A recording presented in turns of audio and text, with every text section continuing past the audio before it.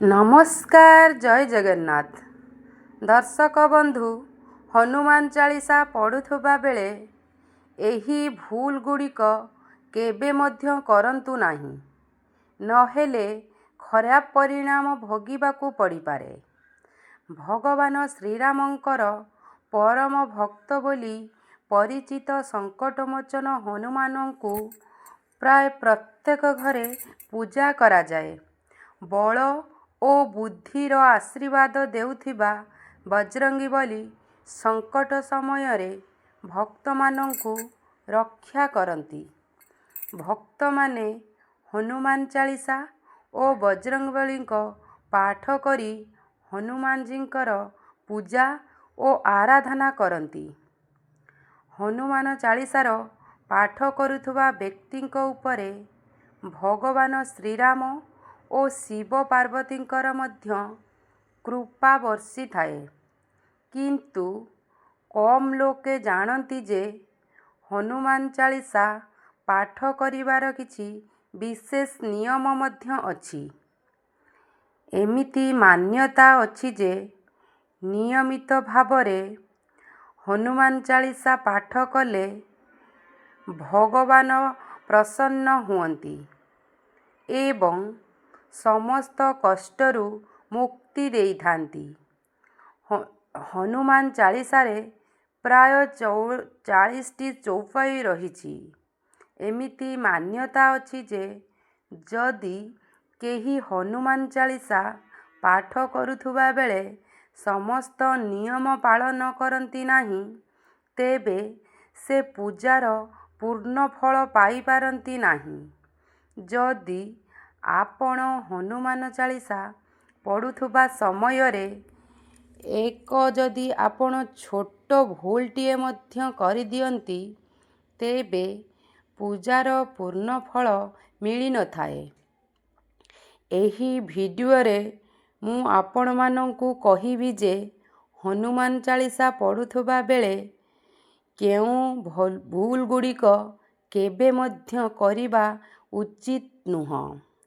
କିନ୍ତୁ ତାହା ପୂର୍ବରୁ ଯଦି ଆପଣ ମଧ୍ୟ ଚାହୁଁଛନ୍ତି ଭଗବାନ ବଜରଙ୍ଗବଲିଙ୍କ ଆଶୀର୍ବାଦ ଆପଣଙ୍କ ଉପରେ ସଦାସର୍ବଦା ରହୁ, ତେବେ ଏହି ଭିଡ଼ିଓଟିକୁ ଗୋଟିଏ ଲାଇକ୍ କରନ୍ତୁ ଏବଂ ଆମ ଚ୍ୟାନେଲ ସୋନାରିତୁ ଲାଇଫଷ୍ଟାଇଲକୁ ସବସ୍କ୍ରାଇବ୍ କରନ୍ତୁ ଏବଂ କମେଣ୍ଟ ବକ୍ସରେ ସତ୍ୟ ହୃଦୟରୁ ଜୟ ବଜରଙ୍ଗବଲି, ଜୟ ଶ୍ରୀରାମ ଅବଶ୍ୟ ଲେଖନ୍ତୁ। ଚାଲନ୍ତୁ ଦର୍ଶକ ବନ୍ଧୁ, ଜାଣିବା ଯେ ହନୁମାନ ଚାଳିଶା ପଢ଼ୁଥିବା ବେଳେ କେଉଁ ଭୁଲ ଗୁଡ଼ିକ କେବେ ମଧ୍ୟ କରିବା ଉଚିତ ନୁହେଁ। ନମ୍ବର 1, ଭଗବାନ ଗଣେଶଙ୍କ ଧ୍ୟାନ। ହନୁମାନ ଚାଳିଶା ପାଠ କରିବା ପୂର୍ବରୁ ଭଗବାନ ଗଣେଶଙ୍କ ଧ୍ୟାନ ନିଶ୍ଚୟ କରିବା ଉଚିତ। ଏହା ସହିତ ନିଜ କୁଳଦେବତା ଓ କୁଳଦେବୀଙ୍କୁ ମଧ୍ୟ ସ୍ମରଣ କରିବା ଉଚିତ। ଏମିତି କଲେ ଅଧିକ ପୁଣ୍ୟ ଫଳ ମିଳେ। ନମ୍ବର 2, ଆହ୍ୱାନ। ହନୁମାନ ଚାଳିଶା ପାଠ କରିବା ପୂର୍ବରୁ ଅନେକ ଲୋକ ଭଗବାନ ହନୁମାନ ଓ ଭଗବାନ ଶ୍ରୀରାମଙ୍କ ଆହ୍ୱାନ କରନ୍ତି ନାହିଁ ଏବଂ ସିଧାସଳଖ ପାଠ ଆରମ୍ଭ କରିଦିଅନ୍ତି।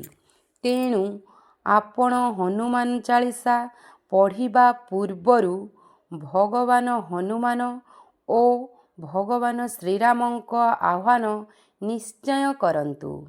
ଯଦି ଏହା କରିନହେଲେ ପୂଜାର ପୂର୍ଣ୍ଣ ଫଳ କେବେ ବି ମିଳେ ନାହିଁ। ନମ୍ବର 3, ସୂତକ କାଳ। ପରିବାରରେ ଯଦି କାହାର ମୃତ୍ୟୁ ହୋଇଥାଏ, ସେଠାରେ ସୂତକ କାଳମାନ୍ୟ ରହେ। ଯେ ପର୍ଯ୍ୟନ୍ତ ସୂତକ କାଳ ଚାଲିଥାଏ, ସେ ପର୍ଯ୍ୟନ୍ତ ହନୁମାନଜୀଙ୍କ ସହିତ ଅନ୍ୟ କୌଣସି ଦେବାଦେବୀଙ୍କ ପୂଜା ଆରାଧନା କରିବା ଉଚିତ ନୁହେଁ। ଏହି ସମୟରେ ମନ୍ଦିରକୁ ପ୍ରବେଶ ମଧ୍ୟ କରିବା ଉଚିତ ନୁହେଁ। ସେହିପରି ସୂତକ କାଳରେ ହନୁମାନ ଚାଳିଶାର ପାଠ କରିବା ଉଚିତ ନୁହଁ। ନମ୍ବର 4, ତରବର ହୁଅନ୍ତୁ ନାହିଁ। ଆପଣ ଯେତେବେଳେ ହନୁମାନ ଚାଳିଶା ପାଠ କରନ୍ତି, କେବେ ମଧ୍ୟ ତରବରରେ କରିବା ଉଚିତ ନୁହଁ ଓ କୌଣସି ଶ୍ଲୋକର ଉଚ୍ଚାରଣ ଭୁଲ ଭାବେ କରିବା ଉଚିତ ନୁହେଁ। ଏହାର ପାଠ ସଦା ଧୈର୍ଯ୍ୟର ସହିତ କରିବା ଦରକାର, ନହେଲେ ପୂଜାର ପୂର୍ଣ୍ଣ ଫଳ ମିଳିବ ନାହିଁ। ନମ୍ବର 5, ବେଇମାନୀ ଓ କପଟତାରୁ ଦୂରେ ରୁହନ୍ତୁ। ହନୁମାନ ଚାଳିଶା ପାଠ କରୁଥିବା ଲୋକମାନେ ବେଇମାନ ଓ ମନରେ କପଟ ରଖୁଥିବା ଲୋକଙ୍କ ସଙ୍ଗତିରେ ରହିବାରୁ ଦୂରରେ ରହିବା ଉଚିତ। ଏମିତି ଲୋକମାନେ ସତ୍ୟନିଷ୍ଠା ସହିତ ଜୀବନଯାପନ କରିବା ଓ ନିୟମିତ ଭାବରେ ଭଗବାନଙ୍କ ପୂଜା ଆରାଧନା କରିବା ଉଚିତ। ନମ୍ବର 6, ପର ସ୍ତ୍ରୀଠାରୁ ଦୂରରେ ରୁହନ୍ତୁ। ଯେଉଁ ବ୍ୟକ୍ତି ହନୁମାନ ଚାଳିଶା ପାଠ କରନ୍ତି, ସେ ବିବାହିତ ହୁଅନ୍ତୁ କିମ୍ବା ଅବିବାହିତ, ସେମାନେ ପର ସ୍ତ୍ରୀରୁ ଦୂରରେ ରହିବା ଉଚିତ।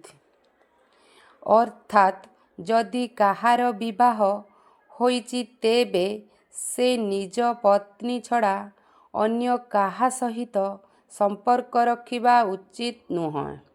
ଯଦି କାହାର ବିବାହ ହୋଇନାହିଁ, ତେବେ ସେମାନେ ମଧ୍ୟ ନାରୀଙ୍କୁ ନେଇ ଅନୁଚିତ ସମ୍ପର୍କରୁ ଦୂରରେ ରହିବା ଉଚିତ।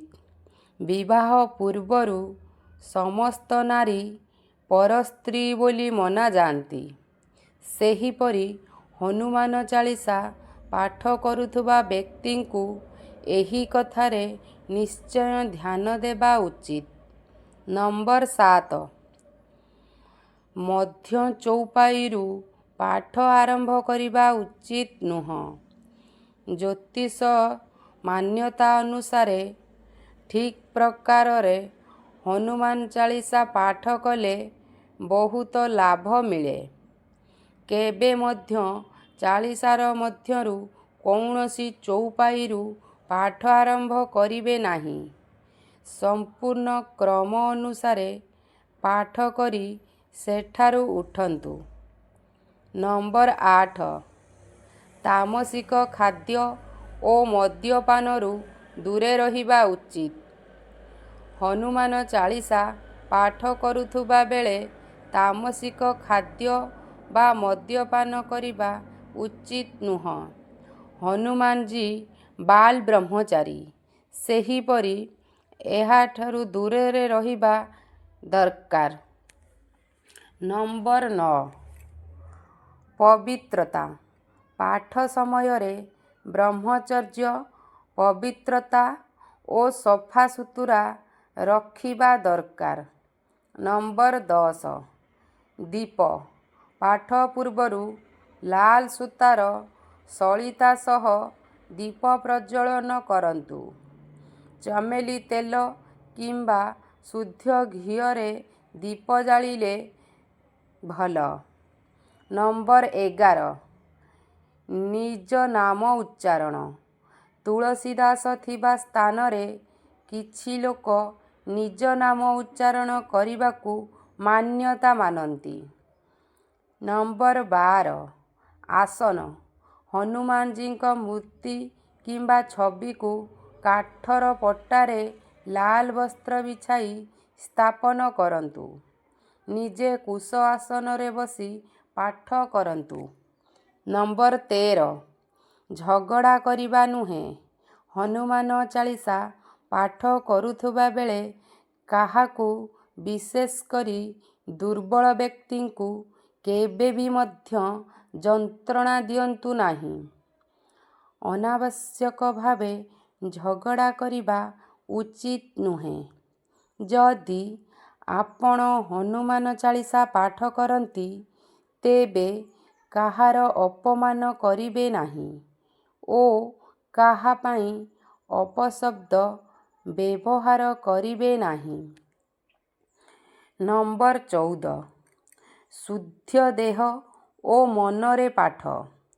ଏମିତି ମାନ୍ୟତା ଅଛି ଯେ ଘରେ ହନୁମାନ ଚାଳିଶା ପାଠ କଲେ ସଦା ଶୁଦ୍ଧ ଦେହ ଓ ପବିତ୍ର ମନରେ ମନ୍ଦିରରେ ଦୀପ ଜାଳନ କରି ଭଗବାନ ହନୁମାନଙ୍କୁ ଧ୍ୟାନ କରି ପାଠ କରିବା ଉଚିତ। ଏମିତି ନ କଲେ ପୂଜାର ପୂର୍ଣ୍ଣ ଫଳ କେବେ ବି ମିଳେ ନାହିଁ। ନମ୍ବର 15 ଜୀବନସାଥୀକୁ ଛାଡ଼ି ଅନ୍ୟ ସମ୍ପର୍କରେ ଅଛନ୍ତି। ଯଦି ଆପଣ ବିବାହିତ ଓ ହନୁମାନ ଚାଳିଶା ପାଠ କରୁଛନ୍ତି ତେବେ ପାଠ କରୁଥିବା ବେଳେ ନିଜ ଜୀବନସାଥୀ ଛଡ଼ା ଅନ୍ୟ କାହା ସହିତ ସମ୍ପର୍କ ବନେଇବା ବିଷୟରେ ଚିନ୍ତା ମଧ୍ୟ କରିବା ଉଚିତ ନୁହେଁ। ଏମିତି କରୁଥିବା ଲୋକମାନେ କେବେ ମଧ୍ୟ ହନୁମାନ ଚାଳିଶାର ଶୁଭ ଫଳ ପାଇନଥାନ୍ତି। ନମ୍ବର 16 ଗରିବ ଓ ପଶୁଙ୍କୁ ଯନ୍ତ୍ରଣା ଦିଅନ୍ତୁ ନାହିଁ। ଘରର ସମୃଦ୍ଧି ପାଇଁ ପାଠ କରୁଥିବା ବେଳେ ଭୁଲରେ ମଧ୍ୟ କୌଣସି ପଶୁ କିମ୍ବା ଗରିବ ଲୋକଙ୍କୁ ଯନ୍ତ୍ରଣା ଦିଅନ୍ତୁ ନାହିଁ। ଏମିତି କଲେ ପୂଜାର ଫଳ ମିଳେ ନାହିଁ ଓ ଘରେ ଅଶାନ୍ତି ରହେ। ନମ୍ବର 17 ଅପରାଧ ଓ ମିଥ୍ୟା କଥାରୁ ଦୂରରେ ରହିବା ଉଚିତ। ହନୁମାନ ଚାଳିଶା ପାଠ କରୁଥିବା ବ୍ୟକ୍ତି କେବେ ମଧ୍ୟ କୌଣସି ପ୍ରକାରର ଅପରାଧ କରିବା ଉଚିତ ନୁହେଁ ଓ କାହା ସହିତ ଛଳ କପଟ କିମ୍ବା ମିଥ୍ୟା କଥା କହିବାରୁ ଦୂରେ ରୁହନ୍ତୁ। ଏହାରୁ ଦୂରେ ରହିବା ଓ ମିଥ୍ୟା କଥା କହିବା ଉଚିତ ନୁହେଁ। ନହେଲେ ଭଗବାନ ହନୁମାନଜୀ ଆପଣଙ୍କୁ ନେଇ ଅସନ୍ତୁଷ୍ଟ ହୋଇପାରନ୍ତି। ନମ୍ବର 18 ସମୟ ହନୁମାନ ଚାଳିଶା ପାଠ ପାଇଁ ଏକ ନିର୍ଦ୍ଧାରିତ ସମୟ ଧରିବା ଉଚିତ। ମନ ହେଲେ ପଢ଼ିବା, ମନ ନହେଲେ ଛାଡ଼ିଦେବା ଏହା ଭୁଲ। ସେହିପରି ପ୍ରତିଦିନ ଏକ ସମୟରେ ପାଠ କରନ୍ତୁ। ନମ୍ବର 19 ସ୍ଥାନ ହନୁମାନ ଚାଳିଶା ସଦା ପବିତ୍ର ସ୍ଥାନରେ ବସି ପଢ଼ନ୍ତୁ। ଘରର ପୂଜାଘର, ମନ୍ଦିର, ତୀର୍ଥକ୍ଷେତ୍ର କିମ୍ବା ସଫାସୁତୁରା କରି ପବିତ୍ର କରାଯାଇଥିବା ସ୍ଥାନ ଯେକୌଣସି ସ୍ଥାନ ବା ରାସ୍ତାରେ ପାଠ କରିବେ ନାହିଁ। ନମ୍ବର 20 ଦୋହ କେବଳ ଚାଳିଶା ନୁହେଁ ତାହାର ଆରମ୍ଭ ଓ ଶେଷରେ ଦୋହାମାନ ମଧ୍ୟ ପଢ଼ିବା ଆବଶ୍ୟକ। ନମ୍ବର 21 ଅର୍ପଣ ପାଠ ପୂର୍ବରୁ ମୂର୍ତ୍ତି ବା ଛବିକୁ ପବିତ୍ର ଜଳରେ ପବିତ୍ର କରି ତୁଳସୀ ମାଳା ପିନ୍ଧାଇ ଭକ୍ତିଭାବରେ ପ୍ରିୟ ଭୋଗ ଅର୍ପଣ କରନ୍ତୁ। ନମ୍ବର 22 ମଧ୍ୟମ ସ୍ୱର ଅତ୍ୟଧିକ ଉଚ୍ଚ ସ୍ୱର କିମ୍ବା ବହୁତ ନିମ୍ନ ସ୍ୱରରେ ଅଶୁଦ୍ଧ ଉଚ୍ଚାରଣ ସହ ପାଠ କରିବା ଉଚିତ ନୁହେଁ। ଏହି ଭୁଲ ଅନେକ କରନ୍ତି। ସେହିପରି ହନୁମାନ ଚାଳିଶା ପାଠ ସଦା ମଧ୍ୟମ ସ୍ୱରରେ କରିବା ଉଚିତ। ନମ୍ବର 23 ତିନି ପହରରେ ପାଠ ଯଦି ଆପଣ ପ୍ରତିଦିନ ହନୁମାନ ଚାଳିଶା ପଢ଼ନ୍ତି ତେବେ ମଙ୍ଗଳବାର ଦିନ 3ଟି ପହରରେ 3 ଥର ପାଠ କରିବା ଶୁଭ ମନାଯାଏ। ଏହି ଦିନ ହନୁମାନଜୀଙ୍କ ପାଇଁ ବିଶେଷ ଦିନ ଏବଂ ଏହି ଦିନ 3 ଥର ପାଠ କଲେ ସାଧକ ଶୁଭ ଫଳ ପାଉଥାନ୍ତି।